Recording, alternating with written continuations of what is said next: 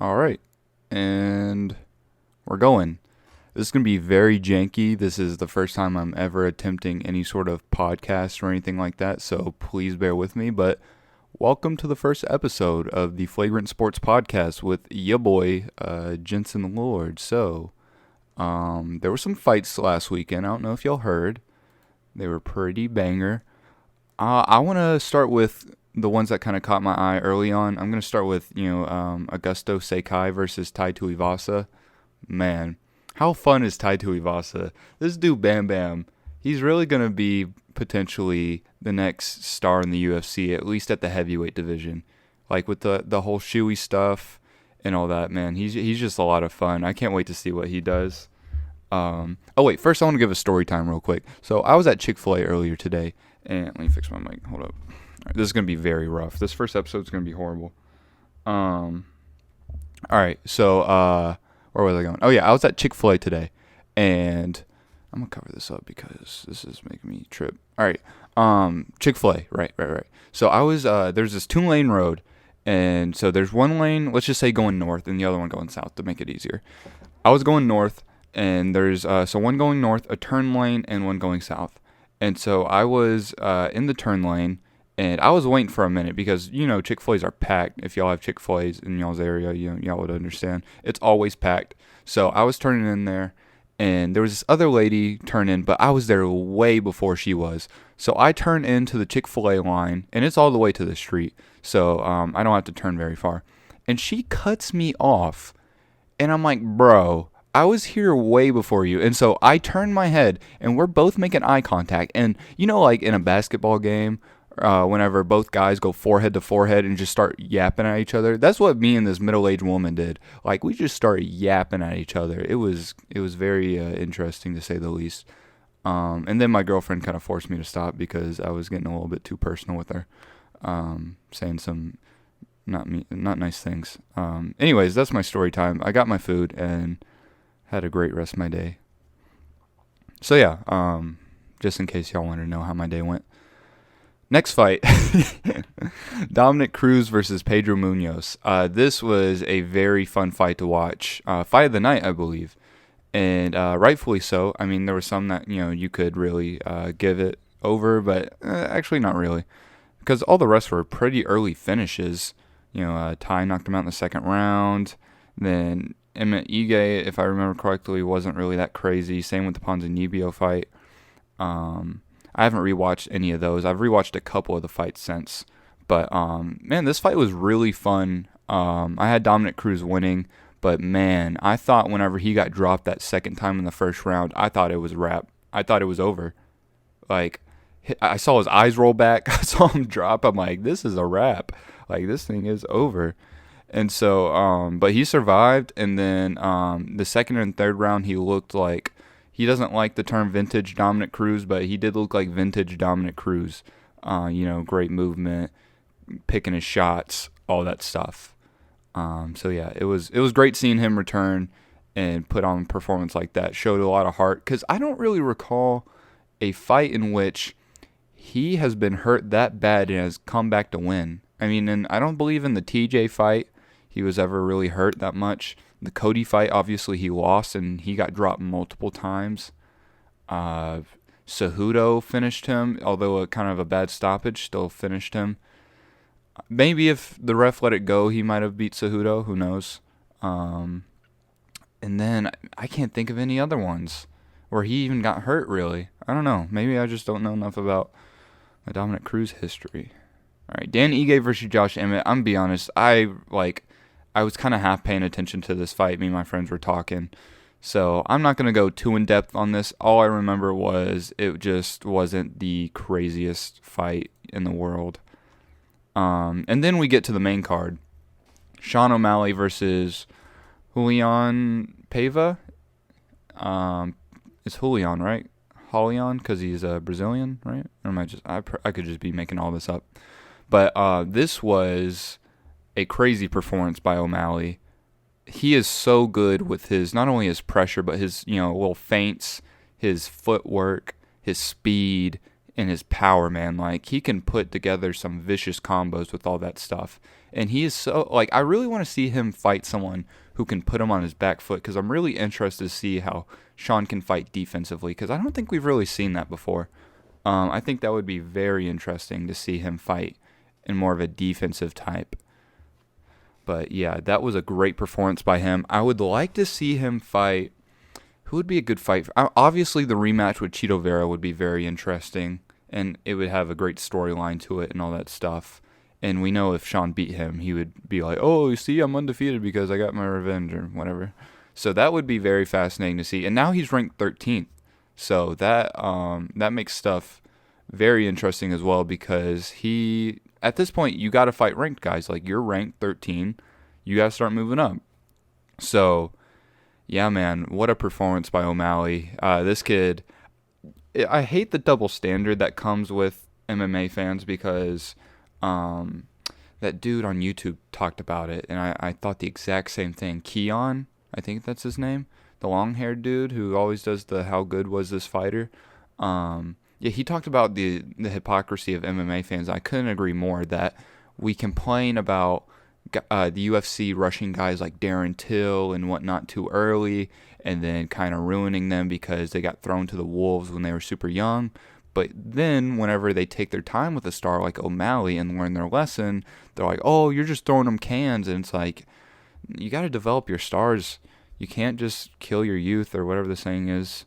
But yeah, I agree with that 100%. Like, I think every star, depending on the level, like someone like Hamzat is obviously ready for a top 5, opponent. He's clearly ready. Someone like O'Malley, there's some gray areas in his game. With Hamzat, not really. I mean, Hamzat is just complete as it comes when it comes to the striking. He has crazy power at 70 and 85. His grappling, his submission ability, all that stuff is just very elite. But yeah, I think O'Malley's grappling is underrated in its own right. I think they had that quintuplet, whatever it's called, thing where they had Anthony Smith and Gilbert Burns and O'Malley and some other guys, and they were going against some other dudes.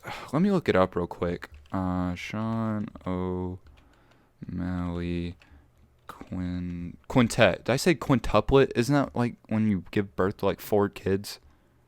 Quintet. God, I'm so stupid. Oh yeah, he submitted Takanori Gomi. They did like the Pride versus UFC thing. He submitted Takanori Gomi. Like, and this dude is legit. Like, you don't want to put him on his back. Like, he is very sneaky when it comes to his jiu-jitsu. Like, if you underestimate this kid and you think you can just, underestimate his guard or his top game, like, I don't know, I think you'd be surprised. And I'm not trying to, like, be some, like, super fan of O'Malley. I just think that people overlook his grappling ability just because we've only seen him strike. But anyways, to the next fight, Cody Garbrandt versus Kai Kara-France. I picked Kai Kara-France to win, and a lot of the reasons I picked him to win ultimately ended up being why I picked him to win. And it's mainly because all the question marks that came with Cody Garbrandt going down to flyweight, whether it was the weight cut. The weight cut didn't appear to, it didn't seem to be the issue. Like, he didn't look drained at weigh-ins. He was smiling, he was flexing. Like, he looked good. It wasn't like a TJ thing, where he just looked like on death's door going to flyweight. Like, I think he looked good at flyweight. So I don't think it was a weight cut issue. So that wasn't really a big concern of mine afterwards, even though it was before.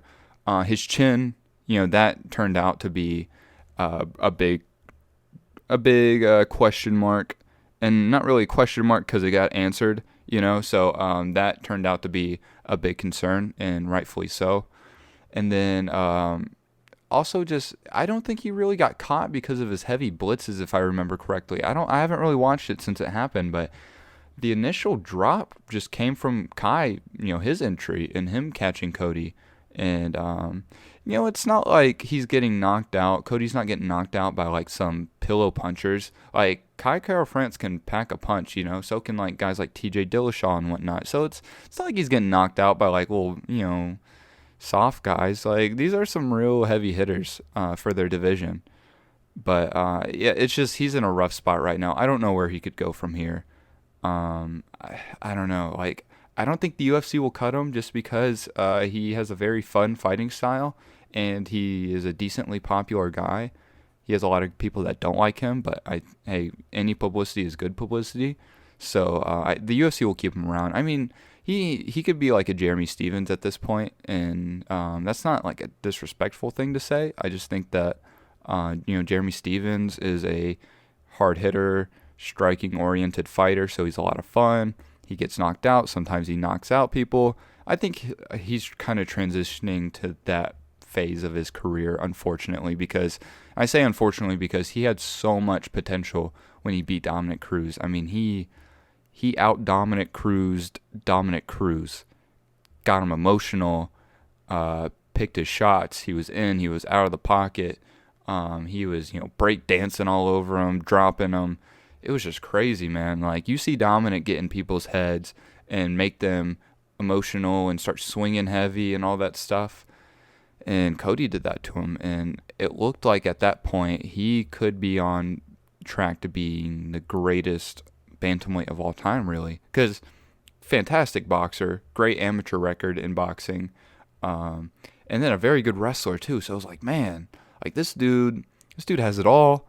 He's got the swagger to him. He's a likable dude. He's got all these crazy tattoos. Like he could be the next big thing. And then TJ showed up, and then Rob Font showed up, and I can't even think of all the other dudes that have knocked him out, or at least dominated him. TJ beat him twice, and then Rob Font, so that's 3, and he's lost 2 more. I don't know, but yeah, impressive, very impressive performance by Kai. I would like to see him get a title shot. He brought up something very interesting when he was on the MMA Hour with Ariel Helwani. He said that he is available for the replacement fight in UFC 270 for Figueiredo versus Moreno 3. And I thought he said something that was really interesting. He said if Figueiredo misses weight, maybe the UFC should switch Figueiredo with Kai so they could have a title bout and it won't just be, like a flyweight bout. That's very interesting, especially given how unpredictable Figueiredo's weight cutting is. He's missed weight a couple of times. Even in title bouts, he's missed weight. So that's a good point, and it brings up the question: should the UFC do that? Should they have? We all know they have backup fighters now in case someone gets injured, but should they have a backup fighter for title fights just in case someone misses weight? And how would the fighter feel about that? How would the one that missed weight feel about that? How would the one that didn't miss weight feel about that? Because you'd think, like, if there's an injury, there's nothing you can do about that. You can't fight. Like, you're not going to be cleared even if you did want to fight, if it's made public, all that stuff. But the weight cutting thing, that's a very interesting question. I don't know. I'm personally on the side of, like, I haven't really made up my mind on it, but I wouldn't be opposed to if someone missed weight, if a challenger missed weight for a title fight. I really wouldn't be that mad if they switched him out for someone else so it could be a title bout. Because UFC is not in the business of those Yoel Romero versus Whitaker fights, those type of situations where it's like, hey, this is for the title, but not really, because if he loses, it doesn't matter because he missed weight. Like the audience doesn't want to see that. The casual fan does not want to hear weight. So you're telling me the champion can lose and still keep the title? Like, why am I watching this then? Unless it's just a super popular dude. But there's not too many guys. Like, Brandon Moreno is not the type where people are going to be, turning on the TV to see him, whether it's a title bout or not. No disrespect, but, it's not like he's like a Conor McGregor where it doesn't matter if you're fighting for a title or not. But, yeah, so those are my thoughts on kind of the whole situation revolving around those two fighters in that fight. Great performance by Kai. I mean, you can't say enough about it. I think he got one of the performances of the night, rightfully so.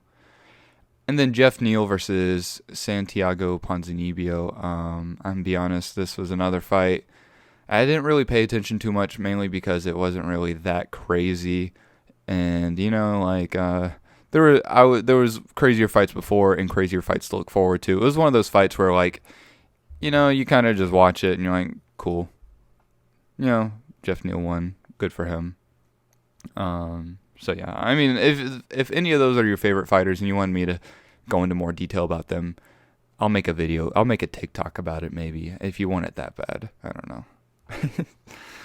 All right, and then the last two fights, we have just pure madness, and I have a lot to say. Obviously, the first one, Amanda Nunes, the GOAT, the female GOAT, and was on pace, and still is, potentially on pace to being the greatest fighter of all time, regardless of gender. That's how good she is. Versus Juliana Pena. Crazy sequence of events. I don't even know where to start.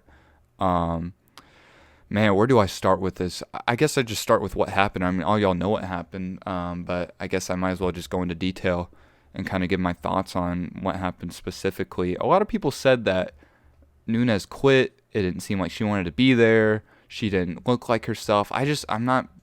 I'm not believing any of that. I think Nunes definitely wanted to be there, especially after all the trash that Pena talked. Like, that's just ridiculous to say that she didn't want to be there. Like, this is just, like, I feel like all these takes that people are having about Nunes is just all revisionist history, and I'm not a big fan of that. Like, Nunes looked confident. She looked, menacing as always because she's Amanda Nunes. She looked like she was just going to, especially after that first round, like, if the round ended in that first round, like, somehow, we weren't going to say that Nunes didn't look like herself. That was it's just revisionist history. Like, Nunes had a really good first round. She kept her distance. She kind of dropped Pena, if I remember correctly. It was like, some of it looked like a slip. Or maybe just like I don't know, she stumbled or something. I don't think it was like a pure, like, she's rocked. But she looked really good, man. She looked strong. She looked physical. She looked really technical with her striking. And then the second round happened. And Pena did everything you needed to do to beat Nunes.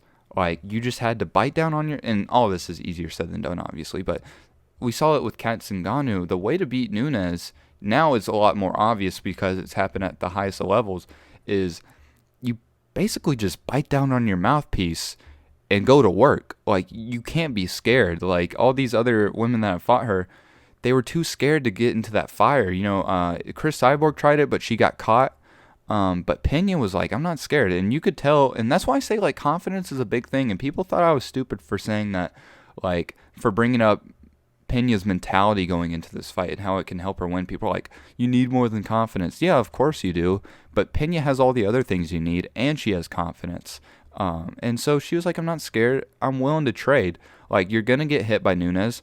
You just got to be able to take it and return it. And she did return it. She caught Nunes multiple times. Not necessarily rocking her, but really catching her.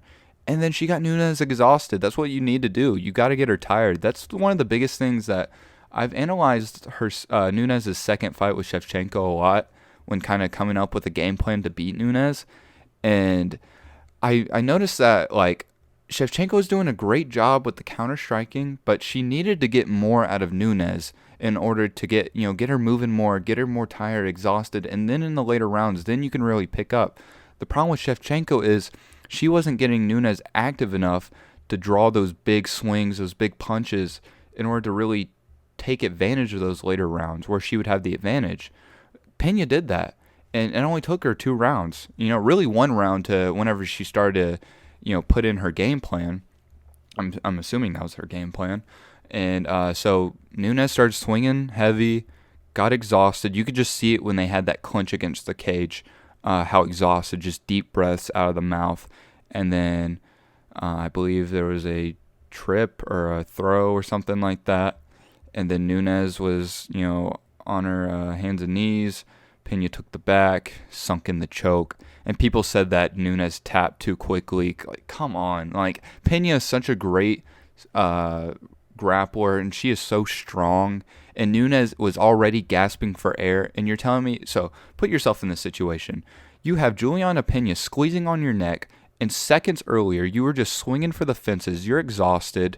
You're tired. And then all of a sudden, someone just cut off your source of air and the blood to your brain, and you're going to tell me that you wouldn't tap just as quickly, if not quicker, than Nunes did? Like, come on. They're saying it wasn't under the chin. Even if it wasn't, a neck crank is just as, it's a legit submission just as a rear naked choke is. Like, I don't know. I'm so like tired of this revisionist history nonsense where it's like all of a sudden because Nunes lost, like she didn't look like herself, and I just think that's ridiculous personally. But I think we do this for two reasons. I think for one, whenever we see, we do this in all sports. Whenever we see a great team or a great athlete lose, like an all-time great, we just automatically look to what they did wrong versus maybe the underdog did something right. We look at, trying to think what's a good example. Well, I guess just this fight. Like, this fight's a good example. Or even Poirier Oliveira. I'll get to that in a second. Plus, Dustin wasn't the dominant favorite that Nunes was, but he was a favorite. But, we look at what Nunes did wrong, and she did a lot wrong. She didn't fight that great of a fight. In the first round she did. She fought a good fight. Second round, she just threw her game plan out the window and just started swinging. And but you got to give Pena credit to the point that, to the extent of, she drew that out of Nunes. Nunes didn't do that because she just felt like it. She did that because Pena was catching her, and she was getting in the pocket and swinging. So you got to give all the credit in the world to Pena. You can't just say, well, Nunes did this wrong and then did this wrong. There's moments where you can say that, but you got to give Pena credit, man. She fought an incredible fight, and she deserves that belt, man. So, like, she is the rightful champion. There's no ifs, ands, or buts about it. Like, she is the bantamweight women's champion, and that's all that needs to be said. Like, Nunes looked like herself in that first round. She looked great. She looked like she wanted to be there. She didn't fight that great of a fight in the second round. That's all there is to it. There's nothing else. It's not, I heard someone say COVID. I'm actually very interested to see if that has affected her in any sort of way, but it's not because she had a kid. It's not, I'm assuming, it's not because she had a kid. It's not COVID. It's not all that.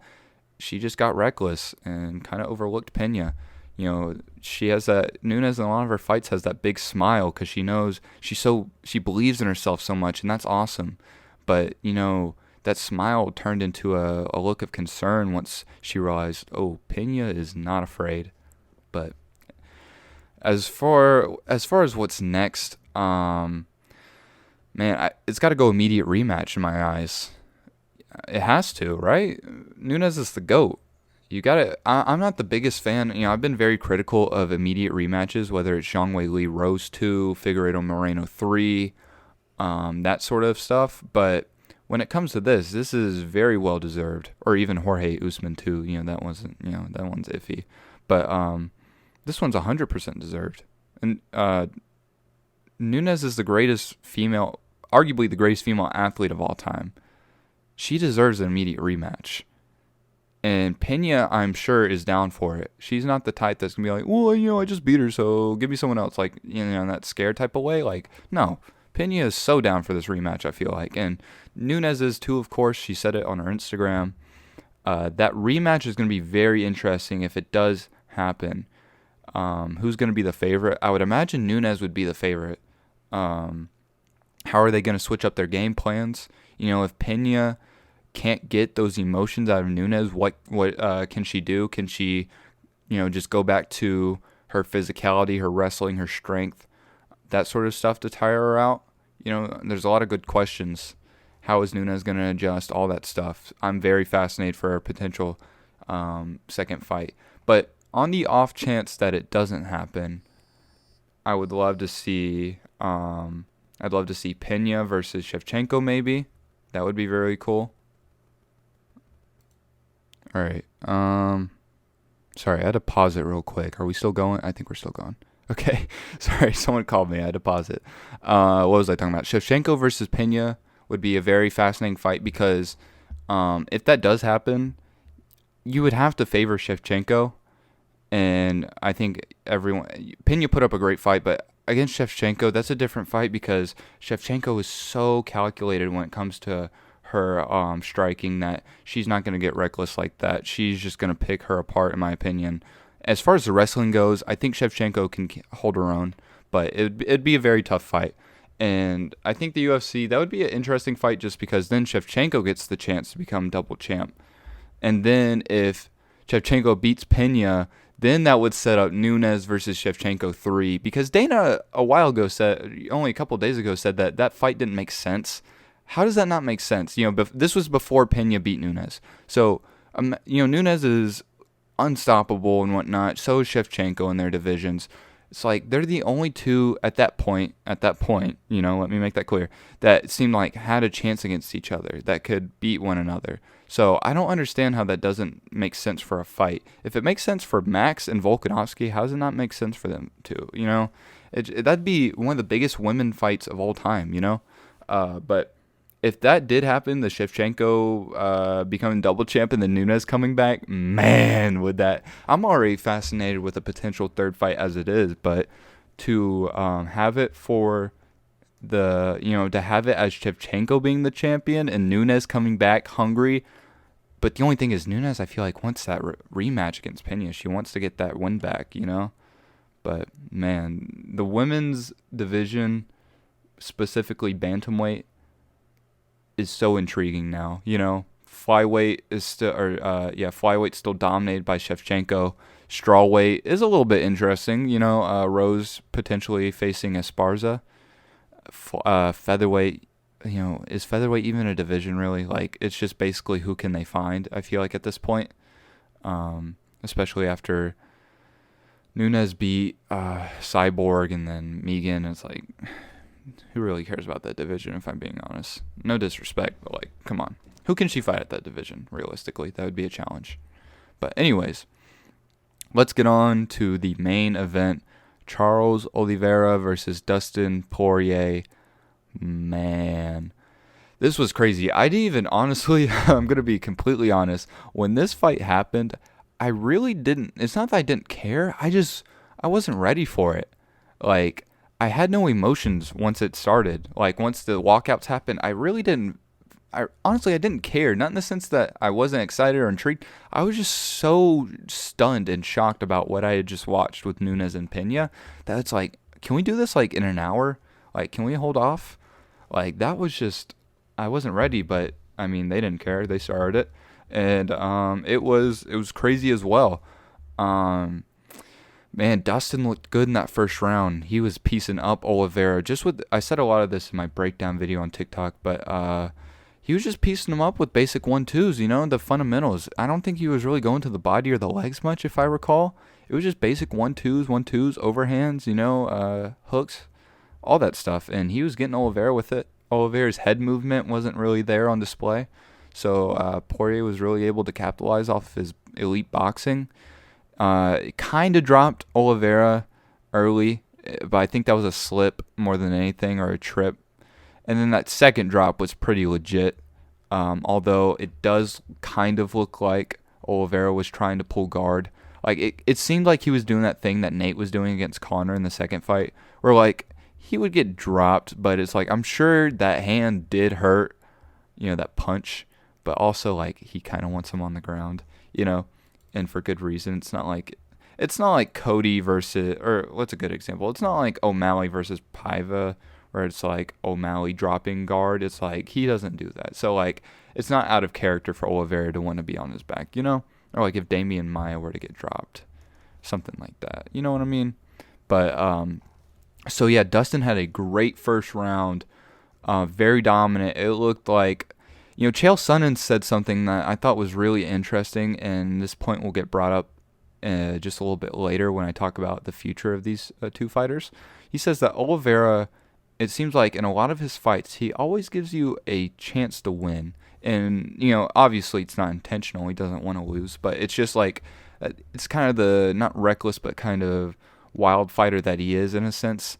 And also kind of a testament to some of his flaws in his game. That there is a split second where it feels like the fight could go the complete other way. We saw that with Chandler, where Chandler dropped him and was milliseconds away from becoming the lightweight champion. And then we just saw that with Dustin. I can't really think of any other examples in his past. I mean, there's ones where he's obviously lost, but I'm trying to think of ones where he came back after having that. But yeah, so Dustin came really close to having that. Like, he had Oliveira hurt, but then the second round started. And then Charles was able to get Dustin on his back and dominate on top. I had it as a 10-8 round. I think 2 judges did as well. Rightfully so, man. Charles looked so good with his elbows on top. Like he showcased an incredible top game that we already knew he had, but to see it at this level, against someone like Dustin Poirier, is just really incredible. Those elbows, the submission attempts. That was more when he was on his back, but you get what I'm saying. But there was a big feel like there was a big mental error on Dustin's side with that body triangle. I haven't really seen a body triangle from the bottom. That's really interesting. And maybe I haven't, I don't know, maybe I'm just ignorant to that stuff, but I've seen a lot of fights. I've never seen someone do a body triangle from the bottom, and that's really fascinating. I wonder if that's, I don't know, because he could have just done a regular close guard, so that's really interesting to me, but, I was thinking when that fight was going on, Dustin needs to move. He's got to get out of this position. This is a really bad position for him. He needs to get his feet on the hips and try and get out of there. And he didn't. And I figured it was because he didn't want to compromise himself and get into some deep waters, get himself in a really bad position. I figured that, and then he said that in the post-fight interview. So I was like, okay, that makes a lot of sense why he did that.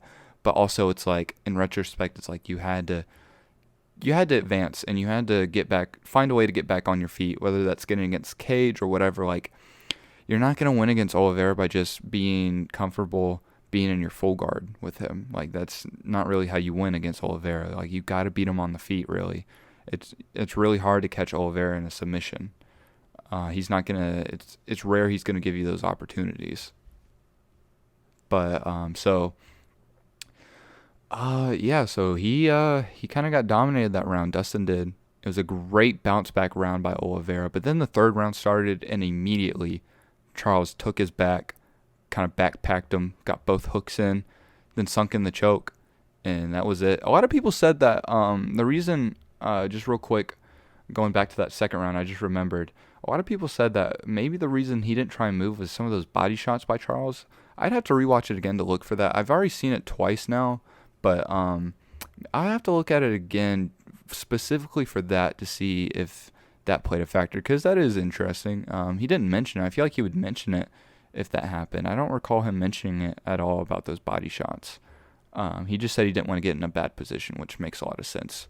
You saw what happened with Michael Chandler in that first round where he gave up his back, something like that. But so yeah, man, I kind of feel bad for Dustin, He's worked so hard in his career to get to that moment, and he did against Max, beat Max, and then the chance to unify the belt, he lost third round submission to Habib, just like Charles, and so you kind of feel for him. It's he got 2 real title opportunities. I'm not going to count the interim title, but he got 2. It's very rare you get 2 title chances. And so he knows the importance of each of them, and to come up short, everyone saw that, or everyone felt rather that Dustin was the best lightweight in the world once Habib retired, and I felt like that too. For the longest time, I thought Dustin was going to win. I still thought he was going to win going into that fight, but there was moments where I really felt like Oliveira had it, but it was just too close to call. And so, Dustin, I felt like had some confidence going into this fight because I'm sure he heard some of the talk that he's the best lightweight in the world, and he, you have to believe it as well. He thinks he's the best lightweight in the world, and to have that happen is just kind of unfortunate. So yeah, I feel for him. He definitely can get to the top again. We could be witnessing one of the craziest career comebacks. Come up short for 2 titles. It seems like you're done. People are saying you should just go chase money fights at this point. But for him to be able to, if he can come back and get one more shot at it, to give someone like Dustin 3 shots at the belt, what are the odds that he loses all 3? So that would be kind of interesting to see for his future. And as for Oliveira, he's, I think it's pretty much confirmed he's going to fight Gaethje next. That's an interesting fight. I said on my live, I went live and we talked about it for a brief moment. And I said, initial thoughts. I haven't done a lot of deep thinking about this. And of course, when that fight eventually rolls around, if it happens, I will give a more well thought out answer, but my initial thoughts are I think Gaethje. I might have to go with Gaethje in that fight, and apparently that's a hot take. I didn't think that was a hot take. Charles, of course, is incredible, and it's exactly for what we've seen in his last two fights. He's given he's given his opponents a chance to win, mainly on the feet with getting caught by shots and getting dropped, the lack of head movement and whatnot. And I'm sure he's going to improve it for Gaethje, but if he didn't improve it drastically for Dustin, because you have to do it for Dustin, you know he's going to come with that crazy boxing. It kind of gets me concerned for Gaethje, like for that Gaethje fight, because Gaethje, if he catches you, Dustin can already pack a punch, but Gaethje is probably the hardest hitter we've ever seen at lightweight. And if Gaethje catches you, man, it's lights out, unless you're Michael Chandler, because Michael Chandler has had years of taking those type of shots from Eddie Alvarez and all that stuff. He's used to getting hit like that. But man, I don't know if Charles, like that's one of the flaws in Charles' game, is like one of the few flaws is his chin. Everything else he has the Muay Thai, the boxing, the submission, the wrestling, all that stuff. But his chin's very suspect. We just saw his last two fights. Like I just said, he got dropped and hurt really bad. The first fight against, the first one I mentioned against Chandler, he almost got finished. So if he gets caught like that against Gaethje, man, that's really rough. And I don't think that Charles will be able to get Gaethje to the ground. We saw Habib be able to do it, but that's Habib, like Habib's a once in an ever type guy, Charles obviously doesn't have the wrestling that Habib does. Chandler tried multiple times to take Gaethje down. It didn't work. His sprawl's too good, man. So that fight's my early prediction is I think, it's obviously every fight starts out on the feet. They're going to feel each other out. And then eventually, I think Charles will get hurt and he'll try and initiate, the takedown or something like that. And Gaethje's going to stop. He's going to stuff it. He's going to keep it on the feet. And I think that's going to be the turning point. It's going to be like Ngannou-Stipe, in my opinion. Like, once it stays on the feet after that first takedown stuffed, like, I think it's game over. Because you can't make it. If Gaethje fights like he did against Tony, man, or even if he fought like he did against Chandler, like, that was still a fantastic performance from Gaethje. It's a rough night for Oliveira. And obviously, there is a chance that Oliveira can take it to the ground and, find the submission. But I just don't think on the feet, I don't think Oliveira can do anything against. He's not going to knock out Gaethje, I don't think, like he did Chandler. He could. There's always a chance, but Gaethje's chin's really good, man. And he can get caught. Tony even caught him. Michael Johnson caught him. Dustin caught him. Eddie Alvarez caught him. Did I already say that? I don't know. So, yeah, I mean, it's a very close fight, but I'd have to go with Gaethje, man.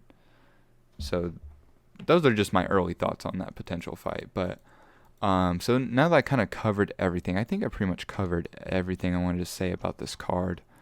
Let me look real quick through it. Ryan Hall had a great win. He's such a interesting fighter to watch. Yeah, that's pretty much it. I want to talk about Derek Lewis versus Chris Dawkis, because that card in general, that's going to be a very interesting card. Because not only do you have that, you have Wonderboy versus Bilal Muhammad. You got Amanda Lemos versus Angela Hill. Rafael Sunsao. You got some good fighters, man. Cub Swanson, Darren Elkins. You got some interesting fights on here. Let me see if there's anyone else I'm missing. Raquel Pennington versus Macy Kyson. Yeah, so I mainly want to focus on the first two fights. Hold on a second. Let me drink some water. My throat's sore.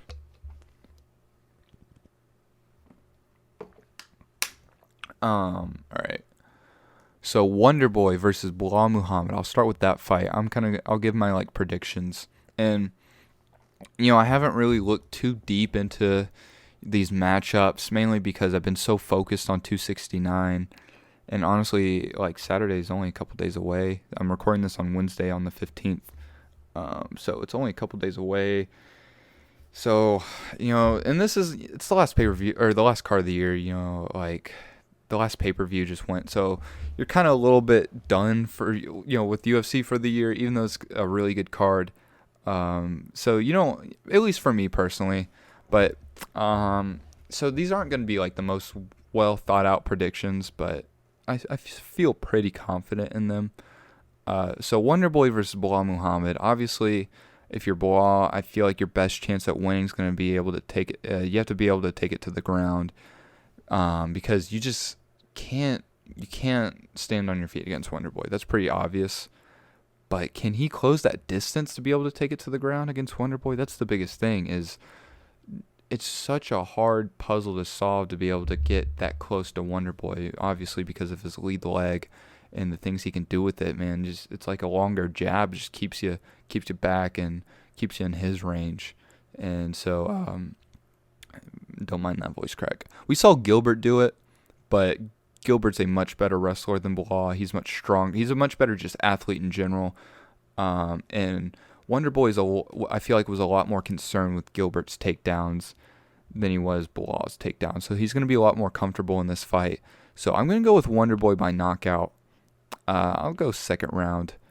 I think it's going to be a very fun fight. Bilal can stand, man. He's got good cardio, so I think it's going to be a very entertaining, 3-round fight, because both these guys can go the distance, fairly well, especially in a 3-round fight. Wonderboy's been in, let's see, 2 fights against Woodley. I think he had a main event against Johnny Hendricks. He's been in a couple 5-rounders, man, but I think only 2 of them is they've gone the distance, right? I don't know, but so yeah. Well, let me look it up real quick. We got some time. Why not? We in a rush? I don't think so. Stephen Thompson record. Let's see how many fights have at least been 5 rounds. Oh, Jeff Neal. That was last year. I remember watching that. Okay. And then obviously the Darren Till fight. Right. That was just a weird fight though. And then 2 fights against Woodley. Rory McDonald. Okay. That's right. What about the Johnny Hendricks one? Okay, that was a 5-rounder. But it only went 1. It was scheduled for 5. That's interesting. Cool. Okay. So yeah, I mean, he has plenty of 5-round experience. Bilal, I believe his only 5-rounder was against Leon Edwards, and obviously that went 2 rounds, I think, because of the eye poke. So yeah, Wonderboy by knockout. And so that leaves us with the main event, Derek Lewis versus Chris Dawkis. I'm gonna be honest, like, I'm not gonna sit here and pretend like I know everything. I haven't seen a lot from Chris Dawkis. I don't know everyone, guys. I'm sorry. But one dude I do know is Derek Lewis, and I know Chris Dawkis is a pretty, he is a knockout machine. So let's see. Have I watched any of these? I watched Volkanovski versus Ortega, so I definitely saw him fight Shamil Abdurrahimov. I definitely watched that. I watched Blades versus Lewis, so I'm sure I saw him versus Oleksiy Oleinik. I didn't watch. Did I watch Marlon Moraes versus Corey Sandhagen? Maybe. I watched Miocic versus Cormier 3, so I'm sure I saw him then. Okay, so I guess I have watched this dude fight. Yeah, so you got 2 knockout artists. I guess I just haven't taken any note of him. His fights have been so short. You haven't really seen much from him. But, yeah, I mean, undefeated in the UFC. He has 4 straight knockouts coming into the UFC. He's looking for his 5th against Derek Lewis, but I don't think the UFC has learned their lesson about having 2 heavy hitters in, how old is this dude? Real quick before I make my point.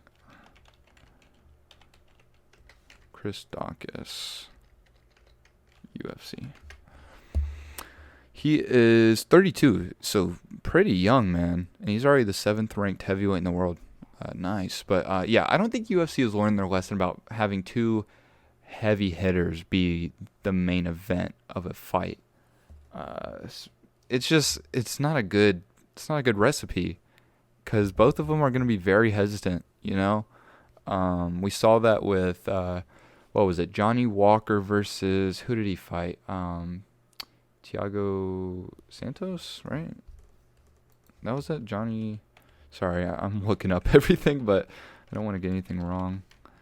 Versus Thiago Santos. Yeah, that was a boring fight. Then like Derek Lewis has had some against Francis Ngannou. That was probably one of the worst fights of all time. So yeah, heavy hitters as the main event. I think this is gonna be a boring fight. I don't know how this could go, man. Man, I don't want to. I love Derek Lewis a lot. I don't want to bet against him, but this Chris Dawkis dude. Now that I'm starting to remember some of the fights he's been in, yeah, like he is definitely dangerous. But if I had to pick someone, I don't know, man. That's tough. All right, sorry, I had to pause it again. I hope we're still good. My mom keeps calling me. Sorry. Where was I going? Boring fight. Yeah, I don't want to bet against Derek Lewis, but this dude Chris Dawkis is really good. Man, this is a tough one to call. The odds are pretty close as well. So, I'm just gonna go with Derek Lewis by a really boring decision. Maybe. Yeah, I can't say maybe when I'm giving a prediction. Yeah, screw it. Derek Lewis decision. I think he'll land like a big shot or two. Who knows? Derek's an athlete, man. Like people underestimate. He has a pretty powerful switch kick. Like he can get up there, But yeah. Other than that, like who knows? I'm just like I like the idea. On paper it seems like, oh man, these guys have crazy knockouts, but like that's very rarely what happens when two heavy hitters collide. I don't know. That's just my opinion on it. But I'm trying to think of anything else that's happened recently with the UFC because we're at 47 minutes now. It's not a bad time to end it, but I just want to see if there's anything else UFC-wise going on. Not really because it's the end of the year. We got some good cards coming up real quick. Oh, wait, podcast questions. Oh, my gosh. I almost completely forgot. Oh, my gosh. Let me pull these up. I made it such a big point that, like, ask me questions and whatnot, and I literally almost didn't answer them. I would have felt like an idiot. All right. So let's go through these real quick. Let me get them all pulled up. All right. J Woody 5 asks, say Oliveira beats Gaethje and the winner of Makhachev versus Dariush and Conor wins his first fight back. Does the UFC give him a title shot? Okay, so say Oliveira beats Gaethje and the winner of Makhachev Dariush. Okay, so say Oliveira runs through Gaethje and whoever wins Islam versus Beneil. And Conor wins his first fight back. The UFC give him a title shot. Yeah, I definitely think so. I mean, Conor is way too big not to. There's been people suggesting that he should get one even on a 2-fight losing streak, so I think definitely. All right. Sam Bell 34 asked, do you think the welterweight division can come back from the state that it's in? I don't think it's in a bad state per se. It's a very stacked division, but in the sense of a lot of people kind of like, I think DC says, a lot of people squat on their ranking, which I definitely agree with. I think it'll definitely pick up in the next, next couple of months. I think it'll definitely pick up, especially with Hamzat coming along, creating some drama, whatnot. These guys are like, I feel like it puts some pressure on them to start having some fights so they can get a title shot before him, So I think it'll definitely. NZ Boy Cap asked, would Oliveira beat Habib? Personally, I don't think so, but that would be a very fascinating fight because we saw that guillotine that Poirier had Habib in, and man, Dustin has a good guillotine, but Oliveira has a great guillotine, man. If Oliveira was the one with that guillotine, who knows? And every second Habib was trying to wrestle Oliveira, he's in danger just because of his submission ability. So I don't think so, but man, that would be a tough fight. Who's your favorite UFC fighter? Active right now, I have a bunch. I'm not gonna lie. I love Max, Jose. Let me think. Izzy, Usman, Hamzat, Rose. I really like Manon Fiorot. Like, she is incredible. But yeah, Yuri Prohaska. Yeah, those are my favorites active right now. All time, GSP, Daniel Cormier are my two favorites of all time. All right. Do you think Leon Edwards has a bunch of underscores? Q17 asks. Oh wait, I want to say Tozer1V asked that favorite UFC fighter question. And then the Q17 dude asked, do you think that Leon Edwards has a shot at the belt? Yeah, I think, if you're asking, do I think he beats Usman? I think the only way Leon can beat Usman, obviously you can't out-wrestle him and whatnot. That's out the window. But Leon's specialty is obviously his kickboxing. And I think there is a way that I can see Usman has fallen in love with his hands recently. His last couple of fights, we really haven't seen him wrestle at all. So I think I do see a world. It's very rare that this will happen. Who knows? You never know, but I don't think this will happen. But there is a chance that Usman falls in love with, he starts to fall in love with his hands, and he tries to outbox Leon. And I think Leon, he definitely could catch him. Usman has a great chin, but Leon's such a great striker, man. That's the only way I can see Leon winning. But I feel like if Usman does start to get tagged, he'll just take him down. But Leon's not easy to take down, man. Not anymore. All right. Chichi Reveal asked, clearly this was one of, if not the best year for the UFC. What was your favorite pay-per-view event from this year? I think this was the greatest year of MMA in general ever. But my favorite, let's see. I think the first one with the crowd back, whatever one that was, 261, whatever it was, Usman versus Masvidal 2, that was an insane card. The Izzy Blachowicz card was really good. Madison Square Garden, and then this one we just watched. Those would have to be my answers. Those were crazy events. How do you say this? AYCOV7 asks, would Islam Makhachev beat Charles Oliveira? There's definitely a chance, man. I think Charles is a better striker, but Islam's a better wrestler, but Charles is a better submission guy. It'd be a very interesting matchup. I don't know. It's too close to call, in my opinion. Sorry for not really giving a definitive answer. Okay, I really prepared for this next one. OCKYNIMB asks, what's your ultimate dream UFC card? This can include current and former fighters in their prime. So I wrote it down. And I want to give honorable mention to Kane versus Stipe. That'd be a very fascinating fight. So, two of the greatest heavyweights of all time never fought. Tragic. All right. This isn't in any order, this isn't, who I would put as the main event and whatnot. This is just a random assortment of fights. All right. GSP versus Silva at a catchweight, excuse me. I just said 180. I'm not trying to, 177.5. Who cares? 180 catchweight. That would, two of the greatest of all time. They were in their primes. Like, this fight could have happened, but unfortunately did not. Habib versus Tony, obviously, probably the greatest fight that was signed to never happen. Such a fascinating fight. Randy Couture versus Fedor. Two of the best heavyweights at that time. Both were in their primes pretty much at the same time, but we never saw it. That would be very fascinating. All these would be fascinating. DC versus John Jones 3 at heavyweight. I would love to see that because I think DC was at his best at heavyweight, and we haven't seen John at heavyweight, so who knows what could have happened in that fight.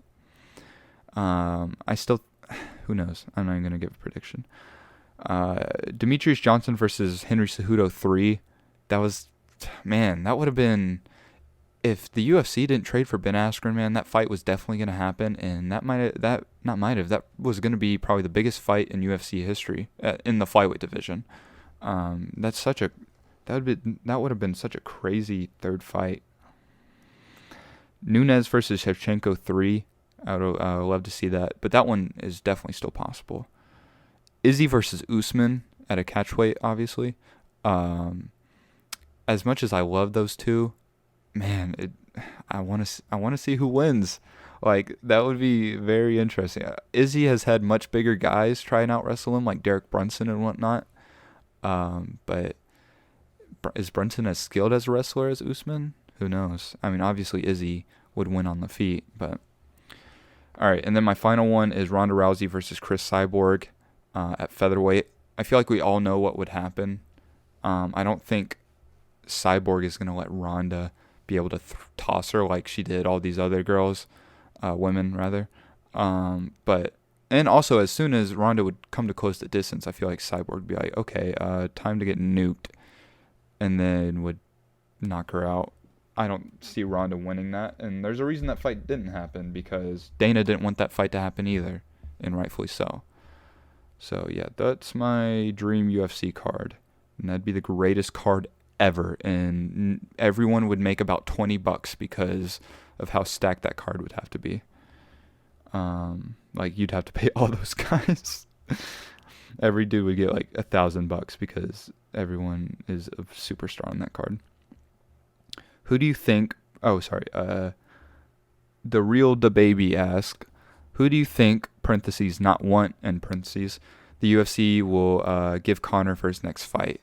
I don't know. Maybe I think they might give it Michael Chandler. That'd be a fun fight. I think that might be it. Both guys are in similar situations. But yeah, so Michael Chandler I think would be a good fight for him to come back. But yeah, that's pretty much it, guys. That was very interesting, not bad for my first ever podcast, you know. Let's hope it saves and everything and I don't mess this up. I'm going to try and post this on Apple Music or podcast, whatever, Spotify, YouTube. I'll try and post it all there. I'll try and get this out later tonight or tomorrow. But yeah, I want to thank y'all for listening. I'm going to try and do this every Monday or Wednesday. I'll try and do that because those are my days off of work. That's the easiest time to do it. So yeah, thank you for listening, guys. Every video, I'll let y'all know when I'm doing a podcast so y'all can put questions in the comments. So yeah, like I said, for about the 4th time, thank y'all for listening. I will see y'all later. And yeah, I'm excited for this card coming up. Booyah. Goodbye, everybody.